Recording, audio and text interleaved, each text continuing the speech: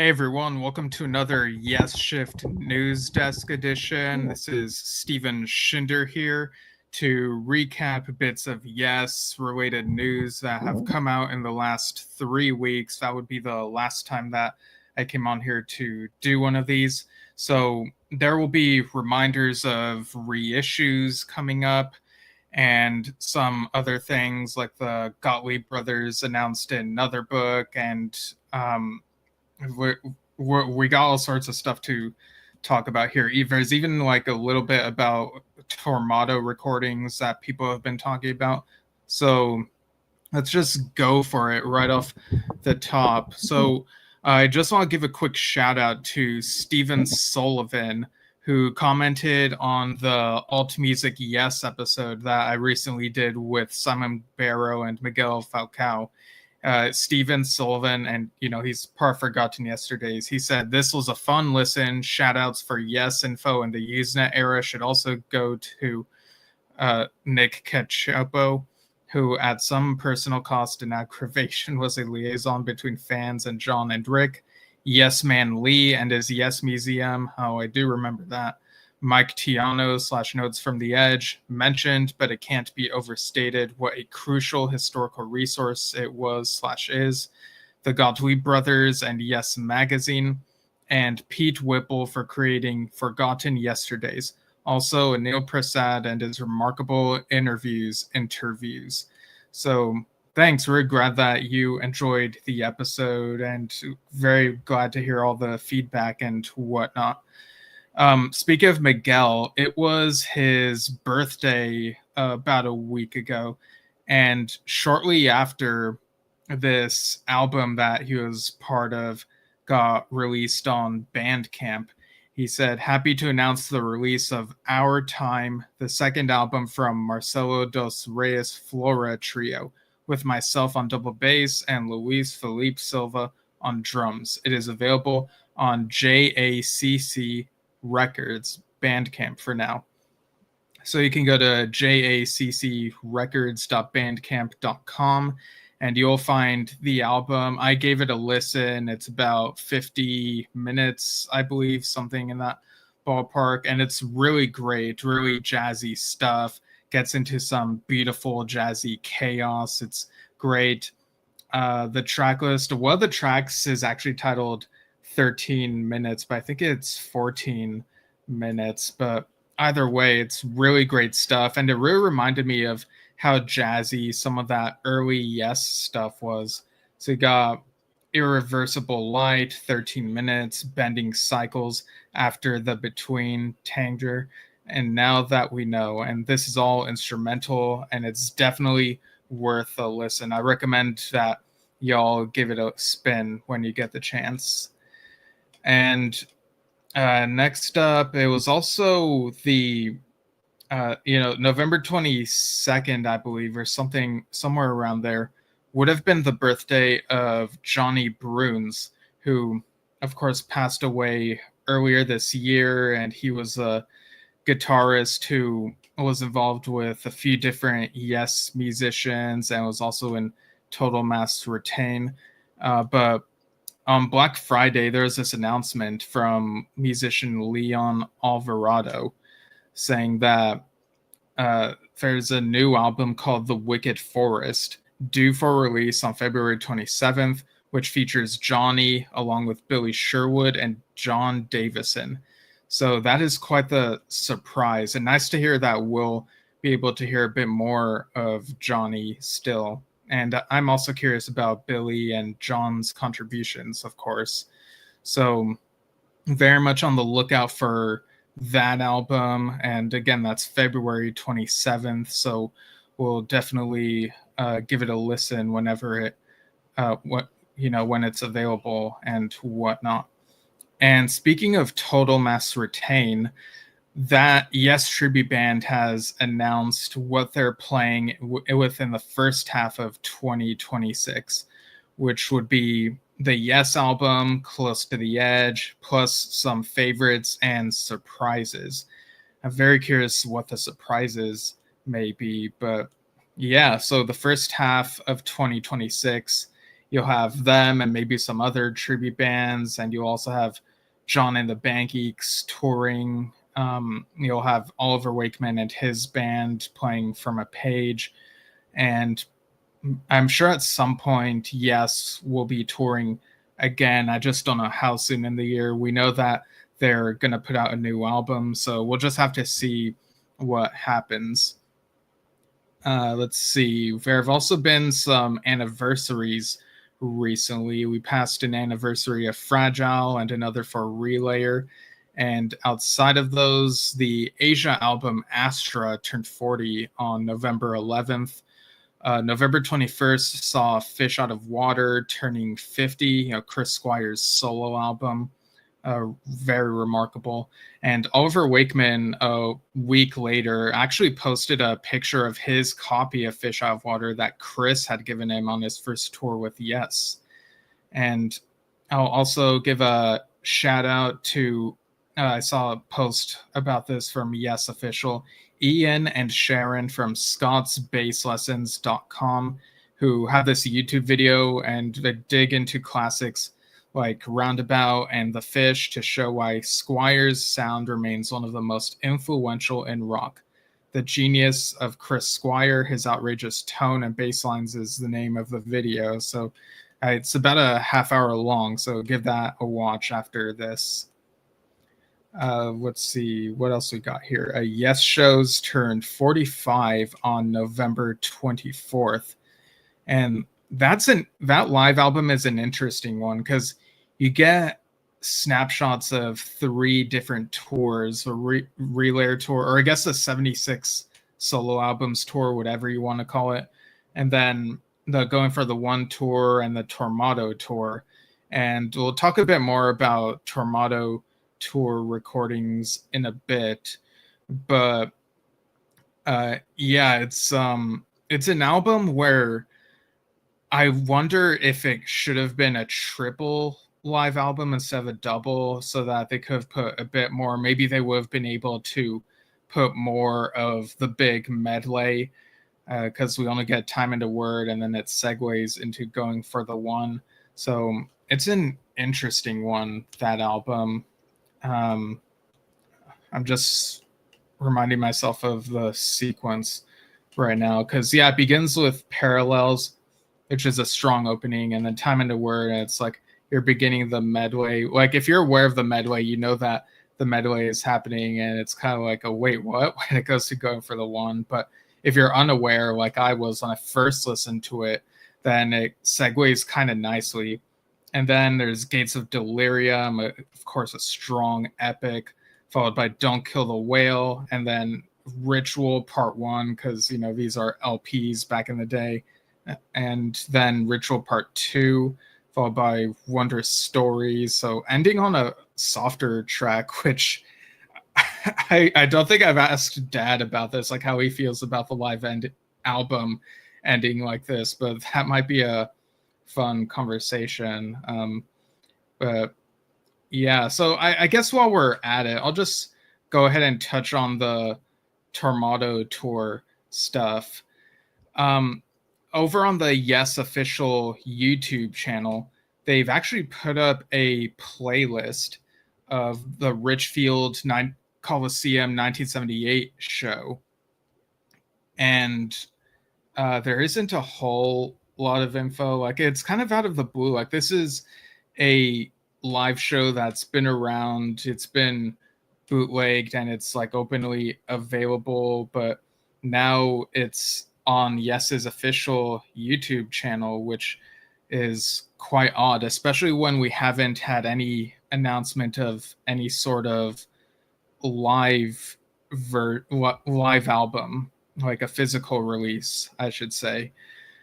And it's got that photo that I'm sure people have seen where it's in the round, and you got John with the tambourine and Steve playing his guitar, and you got the I guess this would be 35th anniversary logo. It's blue but with red branches or veins or whatever those are supposed to be, and then it just says Richfield Coliseum 1978 the radio broadcast. And you do get a few radio broadcast moments during applause after certain songs where it's like you're listening to, and then whatever the station is. But yeah, I gave this playlist a listen, and it sounds really good.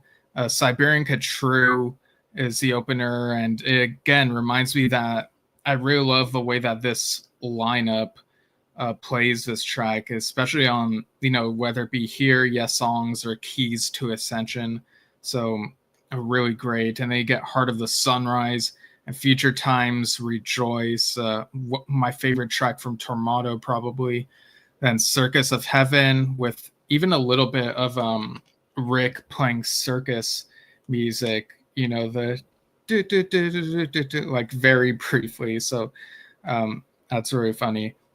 And then you get the big medley, Time and a Word, Long Distance Runaround, The Fish, which, while not labeled here, does include a tiny bit of The Ancient and Survival. Then you get Perpetual Change, followed by, it's labeled Gates of Delirium, but of course it's like that last bit of Before Soon and then Soon. And then you get Don't Kill the Whale, Madrigal / it says The Clap when it's, you would think that with this being on Yes's channel, they would retitle it just Clap, because, it's not supposed to have the. And then followed by Starship Trooper and a Rick Wakeman solo, which has a bit of Six Wives and maybe one of the albums after, either Journey or King Arthur. The bit that he plays, I get it mixed up with like what album it's from. They get the superb Awaken, what a show here. Followed by I've Seen All Good People and Roundabout. And then on this playlist, you get Madrigal. So maybe a different performance. And then On the Silent Wings of Freedom, and then And You and I.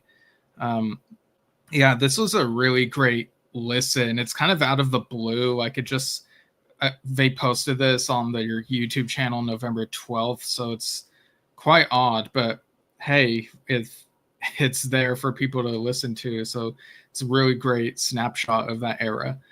So another thing that has been happening that I've seen other Yes fans talk about, particularly in the YMP discussion group on Facebook, Yes Music Podcasts group, is the Wembley 1978 concert appeared in a listing over on Music Glue under Bespoke Editions. And Bespoke Editions have put out stuff like the Yes Early Broadcasts, John Anderson, The Lost Tapes, and some other things. There's Rick Wakeman related stuff. So this was a bit odd, because this cover of so it's a vinyl package, and there's a black version and a red one. The cover art, while not the Tormato cover art, is very clearly trying to be like those visuals with a dark gray and red color palette. There's even been a CD listing over the last few days. And this felt odd because we know that the Wembley show has been worked on sometime within the past year or so. John D has been working on making that presentable from a good source of the show. And he even pointed out that the listing shows Future Times and Rejoice are on there, which is on what he has. So what's on this listing could possibly be from a different show. And there's even been rumblings that I don't know who exactly said this, but that the Wembley show, what John D, the version that John D has worked on, it could potentially be on a future re-release of Tormato. I suppose it could be like a super deluxe edition, like what we've been seeing with these other albums, because Warner and BBC own the rights to this Wembley show. And, given the release pattern of these deluxe editions, I assume that maybe if we ever get a Tormato re-release, it could be 2028 at the earliest, or maybe 2029. But Yeah, people are perplexed by this listing on Music Glue because it's like, well, what's the source? And is the listing still going to be here? It also supposedly may have appeared on a newsletter from Rick Wakeman or his Music Emporium. I've seen a couple people mention that. But the other day, Kevin Mulrine and Mark Anthony Kay, they did a deep dive on this whole thing, doing some detective work, reporting what they were able to find out about the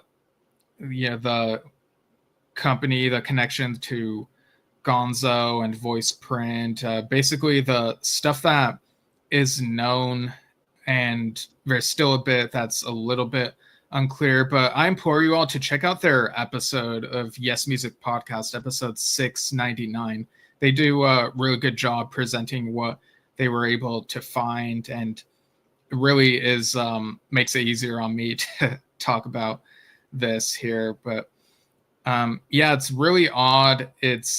I would wait until the version that John D worked on sees a release. Like, hopefully it does, and in the meantime, you could probably find this on YouTube anyway, or you could see what's on Forgotten Yesterdays and whatnot. Like, it's got info on the show. They've been posting info about the show and the tour recently, I believe. So yeah, a strange resurgence for the Tormato tour. And with Kevin being the person who wrote the book on Tormato, it's really makes sense that they do a deep dive on it. And funny enough, that episode was titled Rotten Tormatos, and Rotten Tormato is also my username on Letterboxd. So great minds, right? Or Yes fans, great minds. So yeah, check out that episode. It was really compelling conversation. All right, so next on here, what have we got? We have the announcement from the Gottlieb brothers. So for anyone not familiar, like if you've been living under a rock or whatever, the Gottlieb brothers have been doing photography for Yes for years, and they've also put out tour books. Earlier this month, I talked about the Fragile tour book, where they interviewed the band members of the current lineup, as well as Bill Bruford and photographer Barry Wenzel. Lots of berries. The calendar that is over on the tormatobook.com, Kevin's site, has photos by Barry Plummer. So interesting. They've done the tour books, and they also recently put out the first 3 of their Yes Stuff book series.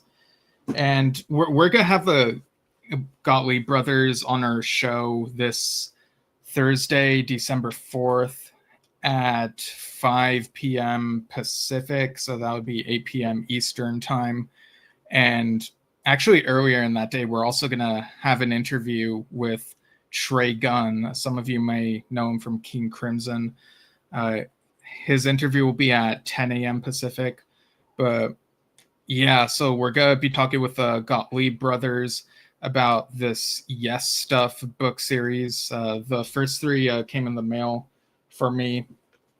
So I've got them here. So there's Volume 1, which is tour books and concert programs. Then we've got Volume 2, which is concert posters. I know the visual effect thing is making this difficult. And then you got Volume 3, which is the picture sleeve singles. And they're all available on Amazon. I didn't read the dimensions beforehand. So with the tour books being the way that they are, I think I was expecting the dimensions to be similar, but I think this is really cool. Like, this square dimension, and the pictures themselves are big enough to see. So it's like you can easily carry these, but also see the pictures very well. The beginning of each book has an intro, and then there's an afterword at the end. Volume 1 in particular has more text next to the photos, like a paragraph or a couple paragraphs, and even a forward by Steve Howe, which is really nice. But yeah, you got so let me turn off the visual effect and just do a quick flip through.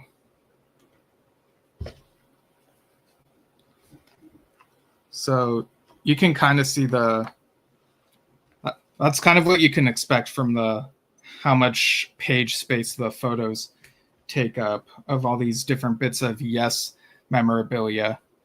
And they've also announced what the 4th book in this series will be. So I'll go ahead and read the announcement from their site. So that would be GottliebBros.com. So calling all Yes fans, we want your stories and memories. A book by the fans for the fans. We are thrilled to announce a new title in our Yes Stuff book series, a compendium of Yes fans. In our previous volumes, we dove deep into the memorabilia of the Yes universe, tour programs, concert posters, picture sleeves, and vinyl. But now it's time to shine a spotlight on another important part of the Yes legacy, the fans. This book is all about us, the Yes community, and we want you to be part of it. What we're looking for, a compendium of Yes fans, is about showcasing what best reflects your passion for Yes. Every fan's connection to the band is unique, so we welcome anything that tells your Yes story. For example, your contribution could be a favorite photo of you with members of Yes. It could be a cherished meet and greet or backstage moment. An original artwork you created that was inspired by the band's music or iconic Roger Dean imagery. A treasured keepsake like an old high school notebook with a hand-drawn Yes logo on the cover that you just couldn't throw away. Your Yes cave, a peek into a room in your home covered floor to ceiling with Yes posters and memorabilia. Personal writing such as short essay, memory, or poem you wrote inspired by a Yes song or concert.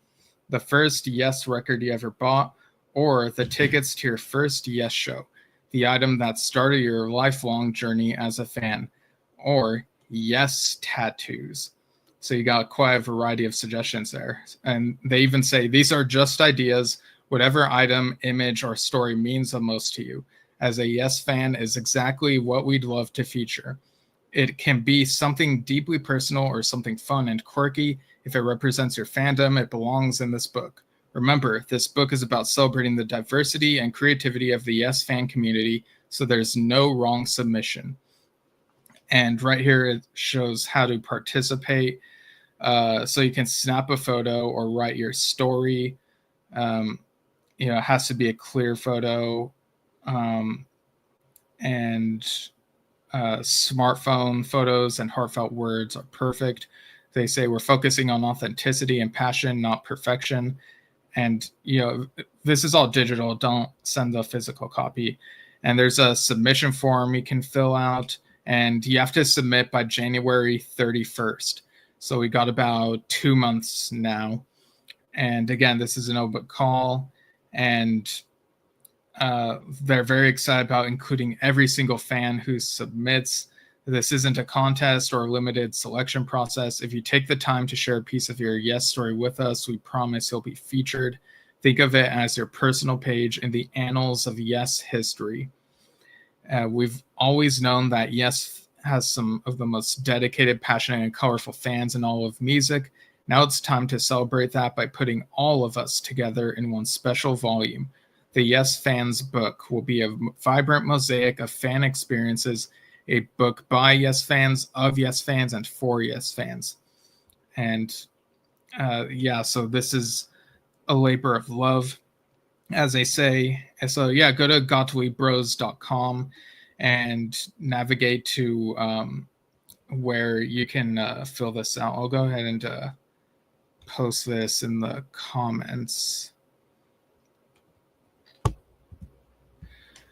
All right, so very exciting stuff there.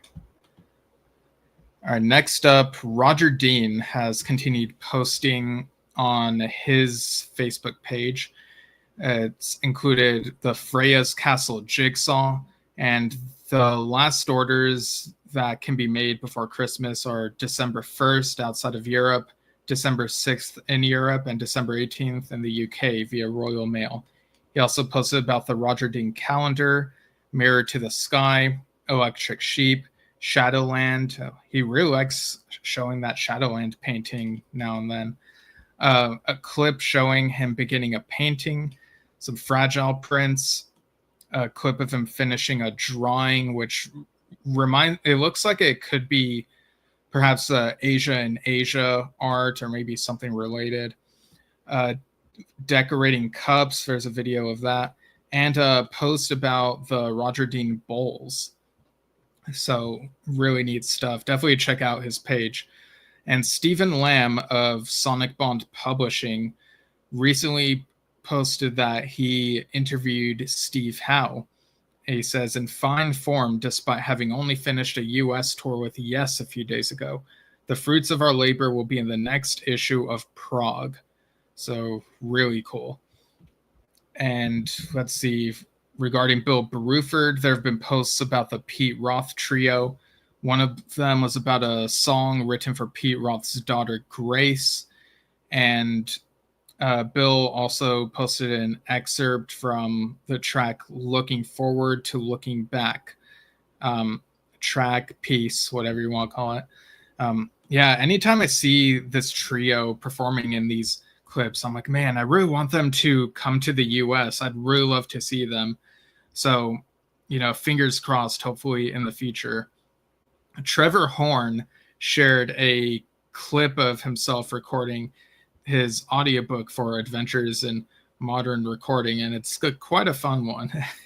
And then he shared a clip of himself rehearsing for upcoming UK shows, December 18th, 19th, and 20th. So the video mentioned that he would be performing such hits as Slave to the Rhythm, Owner of a Lonely Heart, and Video Killed the Radio Star. So pretty much those hits I think anyone would pretty much expect, but of course there will also be more. So very curious what the set list will be. And these shows will be in Newcastle, Manchester, and then London. So go check that out. Go to Trevor Horn's page and follow the breadcrumbs and whatnot. Now, the other day, November 28th, saw the release of Fly From Here, Return Trip on these different formats. It's a re-release, of course, and I've got the image here that shows the different formats. So let me just share that. Just give me a moment. All right, share screen. It's this one. Okay. All right. So again, this is in Blu-ray, CD, and 2LP formats. The 2025 version. There's a Super Deluxe Edition Blu-ray featuring a brand new Atmos mix by Richard Whittaker. And there are also instrumental mixes. The 2LP version is on 140 gram vinyl and housed in a tip-on gatefold sleeve. Yeah, so the Blu-ray mix by Richard Whittaker. There's also 5.1 stereo Atmos instrumental, 5.1 instrumental, stereo instrumental, and original stereo mixes. The album contains the full 6-part title track, the complete version of Hour of Need, and the outtake Don't Take No for an Answer. So visually, this does look really tempting. And I mean, it's there if you want to get it. For me, I'm going to wait until there's ever a possible re-release of the Benoit David version, because you know, I've gone over this like a broken record. Like, ideally, I just want both versions to be available, but it is what it is. But speaking of Benoit David, Oliver Wakeman recently posted about a photo that Benoit took of him in front of I guess it's a store that's also called Oliver. And he says, I think it was taken in Rosario during the Yes 2010 South American tour, but I'm happy to be corrected as my memory isn't the best. Benoit and I used to spend lots of time together chatting about the tour and life in general. We became great friends from our time on the road together, and our friendship has continued to this day. In fact, my next job after this post is to reply to his email. It was great working with Benoit and Yes, and I was also pleased when he agreed to sing on the Ravens and Lullabies album I released after I stopped working with the band. Maybe at some point we'll get to record again. That would be really nice. Yeah, that would be really nice. I'd love to see Oliver and Benoit working together again, especially Benoit get back into music if he feels drawn to it again. I mean, if Bill Bruford can come out of retirement, like, anything is possible, you know? And like I commented on that post, if he and Benoit ever release anything, we'll be here for it. Yeah, so we'll see what happens in the future. So another reissue want to remind y'all about is the Symphonic Live re-release. So that is expected to ship out in late January. And we talked a bit about this in the Alt Music Yes episode, but I'll go ahead and show it again in case anyone missed it. So you got the Blu-ray plus 2 CD collection, and has all the tracks that were on the original release, including the 30-minute Dreamtime documentary and the promo video for Don't Go. There's also some new artwork and artist notes from Bob Seska, and an art card set and double-sided poster.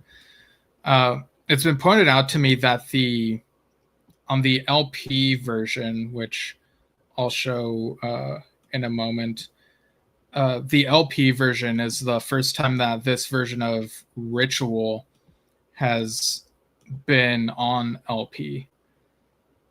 So that's really cool.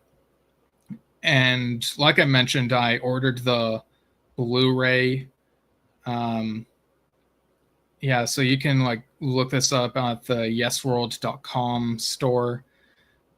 Yeah, and we're planning to have Bob Seska on the show sometime in January, when we can talk about this with him, and it'll be like a really fun conversation, I'm sure. He'll give us the details and scoop and whatnot, and reminisce about that era, I suppose, back in the early 2000s. So very much looking forward to that. We still need to send him the schedule, but we'll work something out. And as far as reissues, again, I'm sure all of you already know by now that the Tales from Topographic Oceans Super Deluxe Edition is coming out in the new year. And I saw an interesting post about I saw that the lithograph for that was sold out from the Rhino store. And someone managed to find out in a forum with an answer from Jason Rhino, who I guess works at Rhino, who said that the reels from the band were incomplete, and they released all they had in Steve Howe's vault. So that's in reference to the live recordings that are on this, I believe. So yeah, because people are wondering about the source, like, is it from bootlegs or is it from personal library. So I guess it's from Steve Howe's personal archives. So that's good to hear. All right, Rick Wakeman recently did an interview in Goldmine, a magazine, and he released another podcast for his Myths and Legends of Rick Wakeman, which is now including like other people who've worked with him, including his son Adam. So that's cool how it's expanding and whatnot. And Rick also gave a positive health update. So he said on his website, he said, as many of you may be aware, a few months ago, I had to reschedule my American tour because of health issues as I was diagnosed with a neurological disorder, normal pressure hydrocephalus. And following hospitalized operational tests in September, I had the necessary corrective shunt brain surgery last week, which I'm pleased to say was very successful. And I'm now recuperating at home, being cared for by my lovely wife and her wonderful furry healing animals. I have to take things easy for a while, but have been told by my surgeon that I will be perfectly fine to travel to America for the tour with my son Oliver in March, and will be fine for all future engagements after that. And I will also be fine for the 2 Saving Strays charity concerts in Norwich and Ipswich on December 19th and 20th. I'm also pleased to say that it doesn't seem to have affected my piano playing in any way, as I still seem to be very capable of hitting the odd wrong note here and there when I lose my concentration. Once again, I'd like to thank everybody who wished me well over the last few months for a speedy recovery, as it really did mean a lot to me. Thanks again, Rick. So very glad to hear that Rick is doing well health-wise. Next up, we got some Oliver Wakeman stuff again. So again, he's been posting a lot of memorabilia over on his Facebook page. So go check that out on Facebook. And man, it's getting tougher to keep up with him now with all the posts he's been doing. So I'll try to get through these within a couple minutes, and then I'll talk about a couple other things briefly, and then share my thoughts on Billy Sherwood's Art of Survival album and Steve Howe's Homebrew 7, which I acquired both of those from the merch stand at the Yes show recently and finally gave them a listen. But in the meantime, Oliver Wakeman, he, in the last 3 weeks, has posted a pic from the Greek Theater Yes show. That would be the one where Trevor Rabin performed, I believe. A pic of him performing Starship Trooper with Chris in the foreground. It looks really cool. A pic of them two with Roger Dean backstage at Massey Hall in Toronto. A picture disc of This Is Still Too Young to Remember by the band It Bites, featuring Roger Dean's logo. A pic from his first stage rehearsal with Yes in Hamilton, Canada, back in 2008. A vinyl of Rick Wakeman's Soft Sword album. A promo shot from the Fly From Here songwriting era. A pic from around the Pyramids of the Sun and Moon in Mexico, around the time they got the health news about Chris when he had a blood clot in 2009 and had to cancel a show. A Queensryche picture disc, Lavender by Marillion on 12-inch, a pic from a King Arthur show in 2016, a picture disc, a 12-inch for the track The Dreamer, charts from the National Music Express, I think it was, paper cutting of the what is this? Of the Falling Yes show in Mexico City at the Teatro Metropolitan back in 2009, an NME page with article Wakeman Quits Yes, a CD of David Bowie's Tin Machine, a print of Roger Dean's Red Desert from ABWH, the ABWH An Evening of Yes Music poster, a Marillion 12-inch for the lovely track Heart of Lothian, as he describes it, a photo of himself, his dad Rick, and his brother Adam. He says this was taken during Rick's 40th birthday back in 1989 on the Isle of Man. Dad is holding a trophy Adam and I bought him to celebrate making it to 40. And then Oliver says, frightening to think that Dad is over 10 years younger than Adam and I are now in that photo. a poster of Smokestack, which was a rock blues band that Oliver was a member of for many years during his formative years when he was in his early 20s, living in North Devon in the UK. And in the Court of the Crimson King CD, a collection of old CDs featuring the original demos and preparation CDs for the music that ended up on the Yes albums From a Page and Fly From Here. He says the CD marked Alan's tune became the starting point for the opening of Gift of Love, which Alan and I wrote together. The one titled Carefree was from the studio of the same name, where we jammed and wrote the main riff parts for Into the Storm. Interesting to see the initial mixes of Live from Leon on there, which I worked on with Carl Groom, as no one else in the band really wanted to spend any time on a live album. But I really wanted to do it and put a really good sounding live album together. He also posted a copy of Evening Post of the article about John Lennon being shot, Marillion 12-inch, He Knows You Know, a 5 CD box set of Rick Wakeman's first 5 albums, which for a long time, this was the only way you could get White Rock and No Earthly Connection. And he also posted the first ever, or one of the first ever music promo shots he did. He says stepdad took the photo on the porch of an abandoned hotel in Westward Ho in North Devon. He also posted his black and gray acoustic guitar, which he wrote some of his first musical ideas on. He says, I still have it in the garage. And he also posted about Anam Cara, his solo album, a picture disc of Lady Let It Lie by Fish, a photo with Rick by The Shore, back when Oliver was a little kid, a Korg NS5R, a photo of Rick, Gordon Giltrap, and Oliver with a guitar which was donated by Vintage for the auction that they held in the interval, an Anderson Wakeman t-shirt, a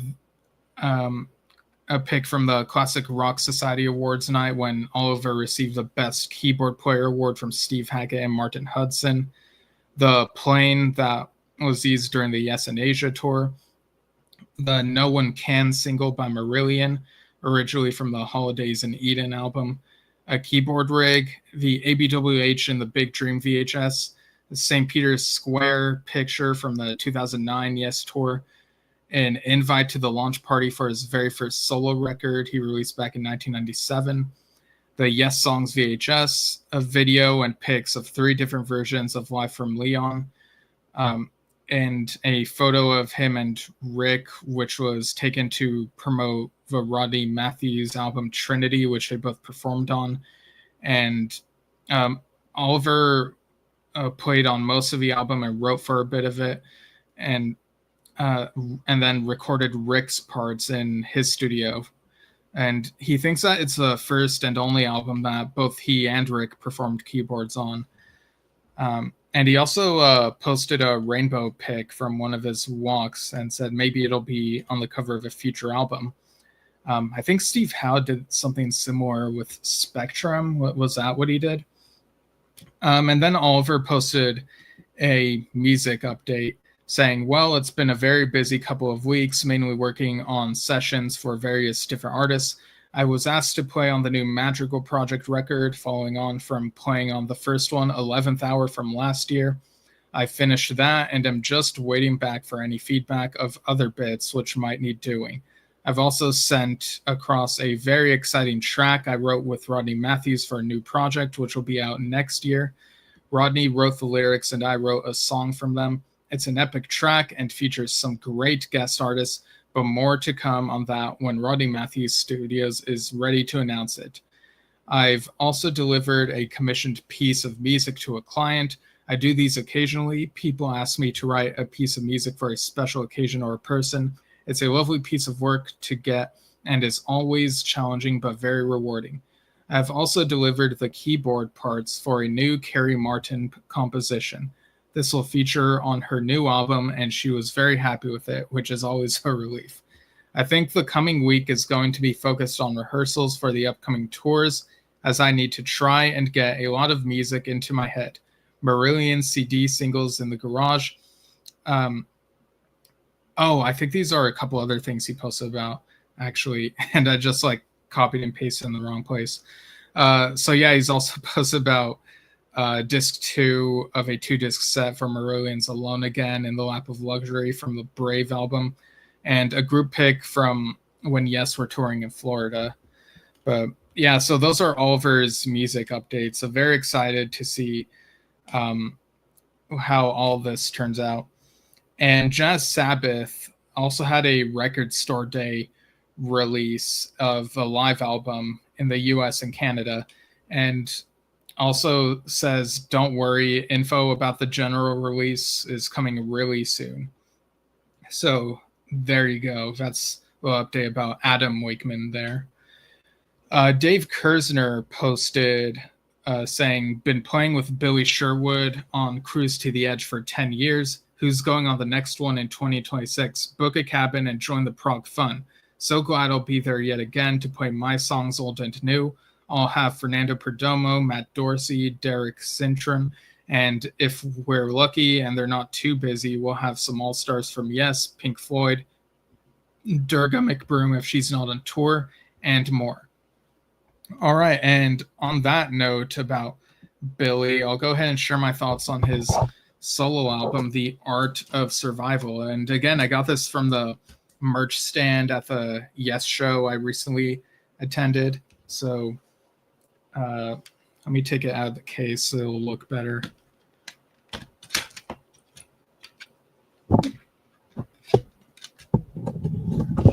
All right, so this is how the booklet looks. It's I guess it's maroon. Is that what the shade is? It's got a bird on it.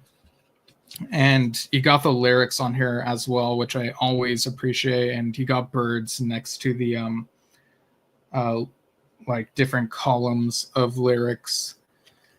And so he produced, recorded, mixed, wrote, and performed it. And it was mastered by Mayor Applebaum. The artwork and photography were done by Mitchie Sherwood. There's a pic of Billy there.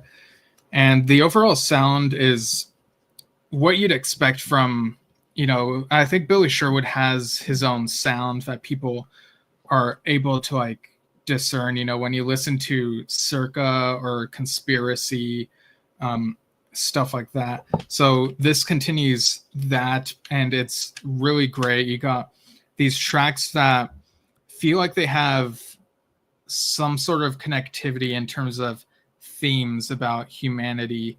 You've got, there are 9 tracks on here: The Military Industrial Complex, Drone Deciphers, Whose Side Are We On, Faith That We Belong, Chosen by Divinity, Humanity, Pathfinders of Tomorrow, Humming Along, and I Must Begin Again. And that's how the backside looks. And yeah, there are a couple of tracks on here where the mood changes midway, like for Whose Side Are We On, which is kind of fitting because you have that thing about different sides and whatnot. I think also on, was it on Faith That We Belong, or was it Chosen by Divinity? I'm not sure, but there are a couple of tracks that were like that. And there's very catchy recurring lyrics on here too. So when you listen, there might be some lyrics that you'll be humming now and then. And I quite like how I Must Begin Again, it kind of ends with those words. And then on my player, like once it ended with those words, it restarted the CD. And so it really was beginning again. But yeah, this is a great sounding album. Billy is great at putting albums together. And it really reminds me of what you can hear of him in the recent Yes albums and from the other members as well. We get to hear them each in their own element, like Steve Howe on Homebrew 7, which I'll get to in a moment.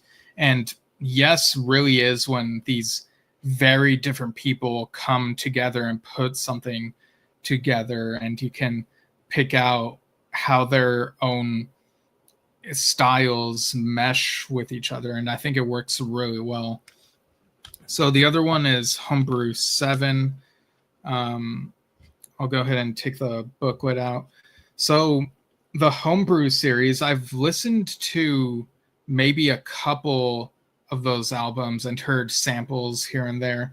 So in my head, my idea of the Homebrew albums is Steve with an acoustic guitar singing lyrics that would end up on songs by Yes or other bands that is part of like Asia and stuff like that. So going into this, I was very much expecting more of that, and then it turned out to be a bit different. I just realized I didn't show the Art of Survival CD all that much, but there it is. But then I opened Homebrew 7 and right before listening to it, and the booklet it includes includes notes from Steve Howe. He gives like this little introduction, and he says that this is actually very different from the other Homebrew CDs. And I was like, wait, what? So he says this edition is different in that it presents music that has not been released. And keep in mind, this came out in 2021. I guess I should say that. He says it comes from my tape store and from more recent recording sessions. I don't intend to re-record these. What's here is what they are. Many are things I've enjoyed saving until the right moment, and the Homebrew series allows this now. Dating from the late 70s up till 2016, it crosses many audio mediums, which I always attempt to tidy up. Others have been worked on to expand the endeavor. There are more details in the liner notes.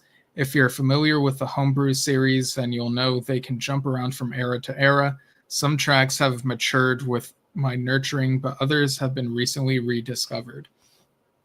So yeah, he includes these notes, and they're also let me turn that off.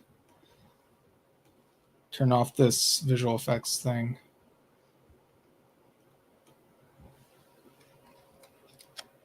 And there are also these nature photos, and the Gottlieb brothers also contributed to this. Looks much better in person than on here. But yeah, there are 21 tracks on this. So I'll go ahead and read them off quickly. Or actually, I'll read them and from the booklet and say what year they're from, because that's a nice thing here. He lists the year that's from and also the guitars that he uses. So we got the Glider from 2015, October from 1998, Halfway from 1997, 2009, and 2015. Now, this was an interesting one because he says he says it's the original version of While Rome's Burning from Turbulence with a previously concealed song and lyrics, initially recorded in 1997. I'm a bit confused by the wording here because Turbulence came out in 1991, but I guess maybe he worked on this and then recorded this particular early vision of the track in 1997. He says, I returned to this in 2009 in Switzerland, where I recorded the vocals. Then in 2015, I added Virgil on drums and then mixed it, whilst preparing other tracks for my Anthology Volume 2 Collaborations CD. The song is about someone I was trying to work with, but too many things kept getting in the way. Yeah, I wonder who that would have been. Like, the only person I know of that Steve Howe tried working with and then they couldn't get it together because of his commitments with Yes was Annie Haslam back in 1995 or so, but I don't know if that's who's being sung about here. It very well could be someone else. But yeah, you also got Phil Spalding on bass guitar, and it's a great sounding song. They got The Only One from 2013, In One Life from 1982, Outstanding Deal from 1982, and Be Natural from 2013, Cold Winds from 1983, and this one has Dylan Howe on drums. So Dylan would have been 14 at this time. You got Deanscape from 1982. Apparently this was used on Roger Dean's website for a time, and hence the title. Tender Hooks from 2015. A Lady She Is from 1982. Two-Sided from 2013. Strange Wayfarer from 2016. And this one sounded very strange. He says, I've gotten to like a tune that is a bit silly, but it is slightly annoying too. Perhaps music for comedy has been my missing vocation. And that's pretty funny reading that a couple years before we got Living Out Their Dream on the Mirror to the Sky album. So I don't know, maybe Steve wants to include a little bit of comedy here and there in his playing, which is pretty fun. Then we've got Devon Girl from 1983. He says, I've had an affectionate feeling for this very early song. Forgive me for indulging myself a little here. Then you've got Safe Haven from 2015. A Matter of Fact from 1986. Touchstone from 2015.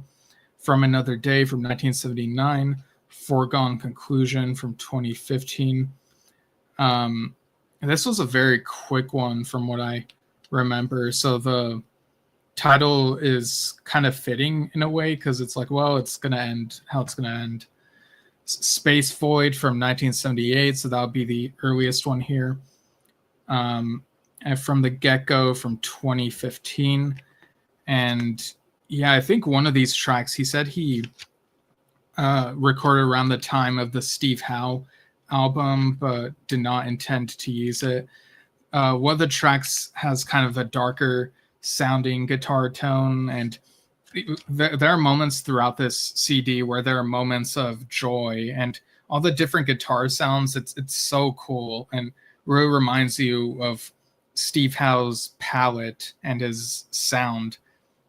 This is the photo of him that's on the back. It's a nice one. Looks like he's walking by some trees. And here is the CD. It's got the logos and the track list. It's in yellow letters.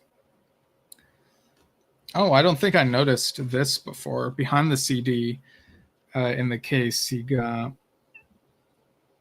a shot of the equipment. So, yeah, quite an interesting first Homebrew CD to actually have in my collection.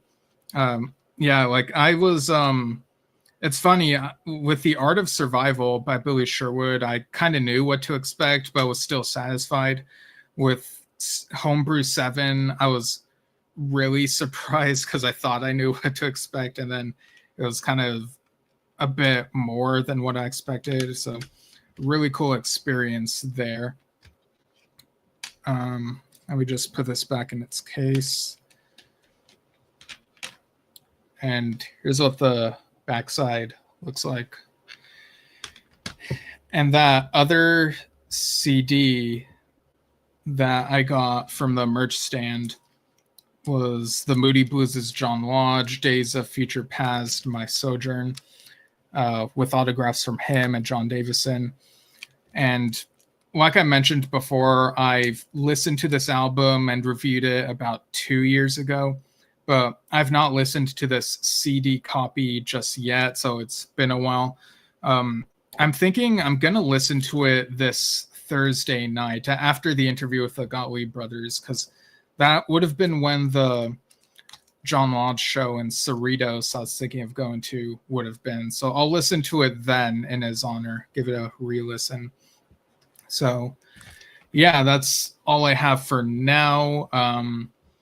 The Cousins Willoughby album, The Bridge, got its release the other day. I'm going to wait until the CD arrives to give it a full listen and then share my thoughts on it, because the CD includes the bonus tracks and I want to take in that whole thing. So yeah, thanks for following us here at Yesshift. You can follow us at Yesshift on Facebook and YouTube. Go to a podcast app, type Yesshift. You'll probably find us, and you can write to us via yesshiftpodcast@gmail.com. And again, look forward to our upcoming interviews this coming month of December. We've got Trey Gunn on Thursday the 4th at 10 a.m. Pacific, which would be 1 p.m. Eastern US time and 6 p.m. UK time. Again, you might know him from King Crimson. Then we've got the Gottlieb brothers that same day at 5 p.m. Pacific, 8 p.m. Eastern. And then on Thursday, December 11th, we have Ted Leonard, whom you might know from Spock's Beard, at 2 p.m. Pacific, 5 p.m. Eastern. So, yeah. And I think we're planning on doing an end of the year show on here. So we'll post about that when we've settled on a day and time for that. And I guess we'll see if there will also be another Yesshift News Desk edition before the end of the year. There very well could be. We'll just have to see what info comes out. So thanks for tuning in, whether it be live or after the fact. And really appreciate y'all, and we'll see you all soon. Bye.